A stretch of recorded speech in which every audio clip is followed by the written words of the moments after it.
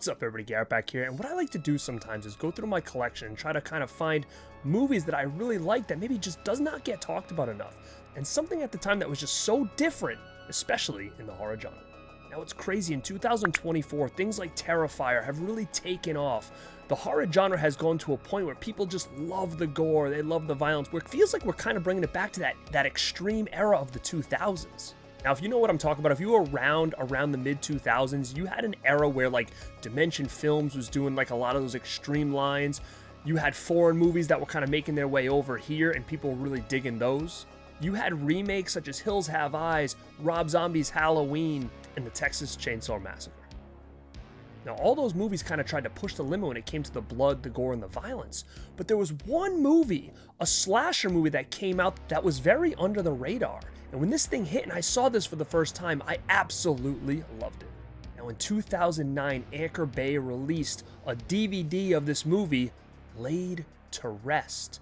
Now, I'm a huge Anchor Bay guy, so when they were releasing a lot of these titles, I was just jumping on a lot of that stuff. I trusted Anchor Bay at the time, I was collecting Anchor Bay at the time, and they put this out, Laid to Rest. I was like, oh, that's pretty cool, a new slasher movie, I'll check this thing out. And man, when I put this thing in the player, I was taken back. I was like, whoa, this is cool, this is rad, this is definitely something a little bit different than we were used to. If you guys are familiar with Laid to Rest, like I said, it came out in 2009. It was technically a slasher, and the main villain was a character called Chromeskull.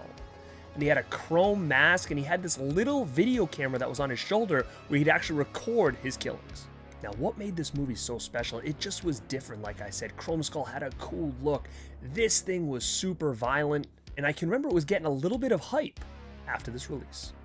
So not only did it get some hype after this movie was released from magazines and stuff like that, it had enough buzz that it actually spawned a sequel. Now the sequel, Laid to Rest 2 Chromeskull, was supposed to be bigger, badder, better. And it had some more named actors in this. You had Danielle Harris in here, you had Brian Austin Green. So this one, to me, similar to Terrifier 2, it just was a little bit more produced.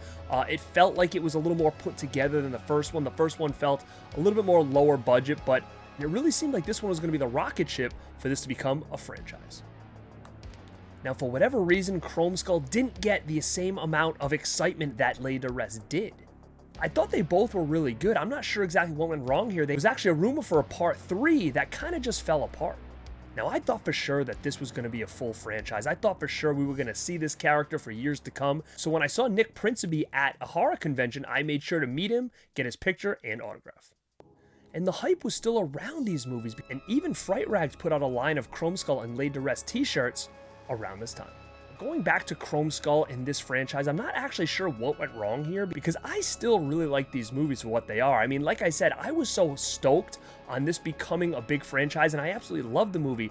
I bought the t-shirts. I actually even got myself a replica knife that he uses in the movie. Now, this is not plastic. This thing is real, and this thing is brutal.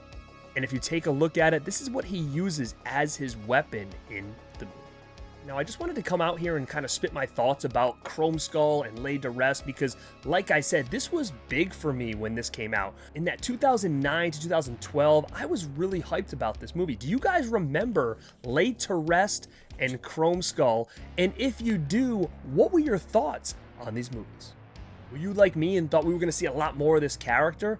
And if anybody knows what happened here, where did this thing go? Because I thought these movies were destined to be a franchise. Now, with that being said, I'd love a company to get these two movies and put out a pretty cool box set because it does seem like these are the only two that are going to ever exist. And not only that, it kind of feels like it's been forgotten. Now, if you guys like this kind of stuff, make sure you stick around because I'm going to talk a lot more about these horror movies that I think are super underrated gems that don't seem to get as much love as they deserve.